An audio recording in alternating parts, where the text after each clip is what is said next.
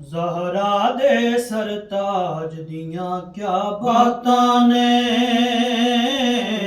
ज़हरा दे सरताज दियां क्या बातां ने। जी अस्सलाम वालेकुम वरहमतुल्लाह बरकातहू। अज मैं हाफिज अबू बकर साहब दे और जनाब हसनैन साहब दे नाल हाँ।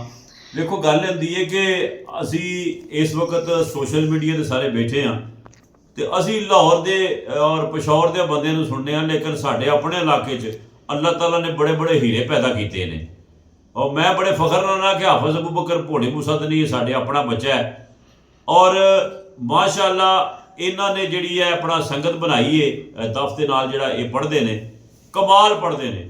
तो यदा अगर अमली सबूत वेखना है तो आओ वेखो सुनो, जिथे जिथे भी बैठे हो अपने मुल्क दे विच बाहर बैठे हो तुसी वेखो तो सही कि अल्लाह ताला ने पाकिस्तान दे विच कैसा कैसा टैलेंट जिहड़ा ना ये पैदा किया है। तो आओ तुहानूं उन्हां दी आवाज़ च एक होर कसीदा सुनाने हैं।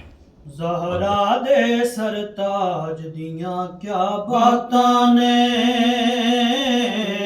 ज़हरा दे सरताज दियां क्या बातां ने। ज़हरा दे सरताज दियां क्या बातां ने।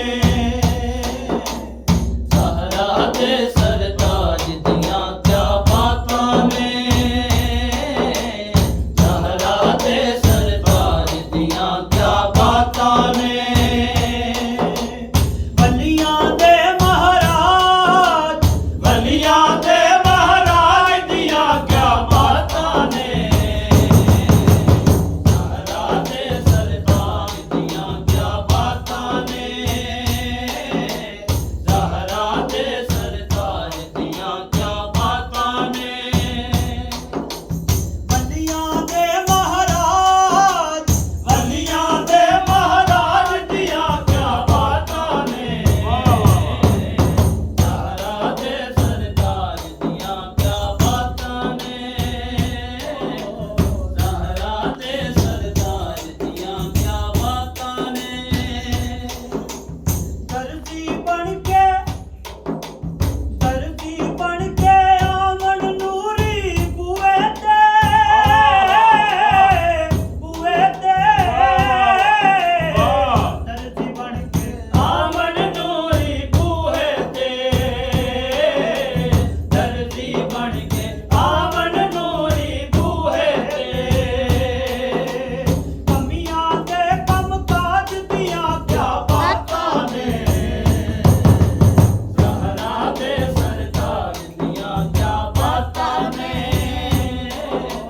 ज़हरा दे सरताज दियां क्या बातां ने।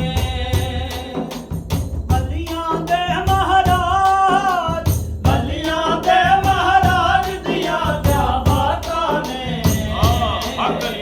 ज़हरा दे सरताज दियां क्या बातां ने। ज़हरा दे सरताज दियां क्या बातां ने। हर एक दुल्हन कहंदी अपने बाबुल नूं, बाबुल नूं। हर एक दुल्हन कहंदी अपने बाबुल नूं। हर एक दुल्हन कहंदी अपने बाबुल नूं। ज़हरा पाक जगाज दियां क्या बातां ने। ज़हरा दे सरताज दियां क्या